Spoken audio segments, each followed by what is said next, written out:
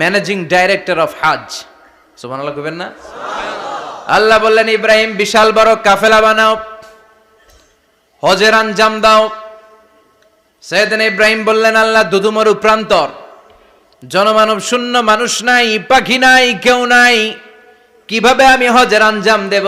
আল্লাহ বললেন, ইব্রাহিম হজ প্রোগ্রামের ম্যানেজারগিরি করতে চাইলে 3টা পেশা তোমাকে বেছে নিতে হবে। কয়টা? এই 3টা পেশা এর সমন্বয়ে তুমি হজের প্রোগ্রামের আঞ্জাম দিতে পারবা। পেশা নাম্বার 1, তোমার রাজমিস্ত্রির কাজ করতে হবে। পেশা নাম্বার 2, তোমার ঝাড়ুদারগিরির কাজ করতে হবে। পেশা নাম্বার 3, তোমার মুয়াজ্জিনগিরি করতে হবে। সুবহানাল্লাহ কইবেন না?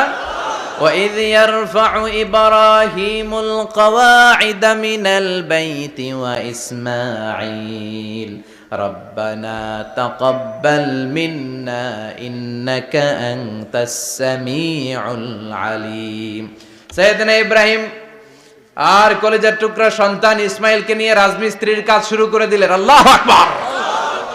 কাবা ঘর ভেঙে চুরমার, বাপ বেটা মিলে রাজমিস্ত্রির কাজ, পাথর কেটে কেটে বাপ বেটা মিলে কাবা ঘর বানায়। পেশা নাম্বার 1 শেষ। পেশা নাম্বার 2 ঝাড়ুদারগিরি। পেশা নাম্বার 2 কি?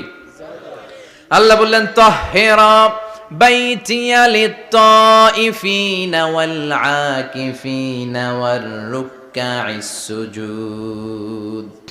মসজিদেরি ঝাড়ু বারদার হোক আমারে হাত, শোনো আমারে মুনাজাত, শোনো শোনো ইয়া ইলাহি আমারে মুনাজাত, শোনো আমারে মুনাজাত। পড়েন আমিন।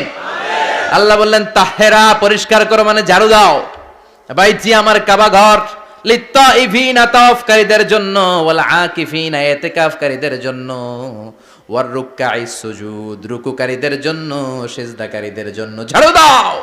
বাপ বেটার রাজমিস্ত্রিগিরি শেষ, এবার ঝাড়ুদারগিরি শুরু। সুবহানাল্লাহ বলেন।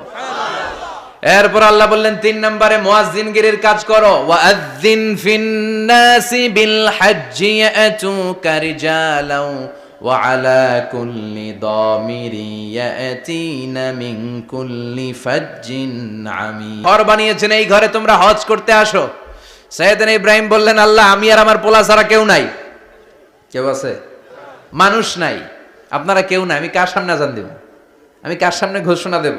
আল্লাহ মানুষ নাই, প্রাণী নাই, পাখি নাই, দৃশ্যমান কিছু নাই, কোথায় আমি ঘোষণা দেব?